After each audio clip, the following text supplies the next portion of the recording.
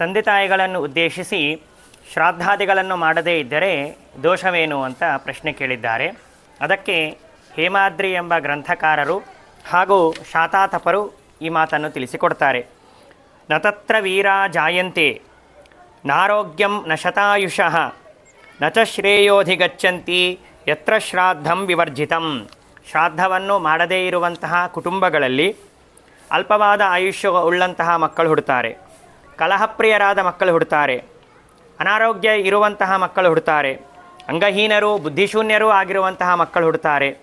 ಮಕ್ಕಳು ಹುಟ್ಟಿದರೂ ಕೂಡ ಅವರು ಕರ್ಮಭ್ರಷ್ಟರಾಗ್ತಾರೆ ಮತ್ತು ಪಿತೃಗಳು ನರಕಾದಿ ದುರ್ಗತಿಯನ್ನು ಕೂಡ ಪಡಿತಾರೆ. ಇದು ಯಾವುದೂ ಆಗಬಾರದು ಅಂತಂದರೆ ತಂದೆ ತಾಯಿಗಳ ಶ್ರಾದ್ದವನ್ನು ಮಾಡಬೇಕು ಅಂತ ಹೇಳ್ತಾರೆ.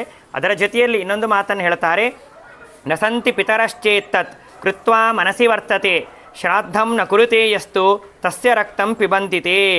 ಯಾರು ಪಿತೃಗಳೇ ಇಲ್ಲ, ಇದೆಲ್ಲವೂ ಕೂಡ ಮೂಢನಂಬಿಕೆ, ಶ್ರಾದ್ದವನ್ನು ಮಾಡುವಂತಹ ಅಗತ್ಯ ಇಲ್ಲ ಎಂಬುದಾಗಿ ತಿಳಿದುಕೊಂಡು ತಂದೆ ತಾಯಿಗಳ ಶ್ರಾದ್ದವನ್ನು ಮಾಡೋದಿಲ್ಲವೋ ಅಂಥವರ ರಕ್ತವನ್ನು ಪಿತೃಗಳು ಪಾನ ಮಾಡ್ತಾರೆ ಅಂತ ಹೇಳ್ತಾರೆ.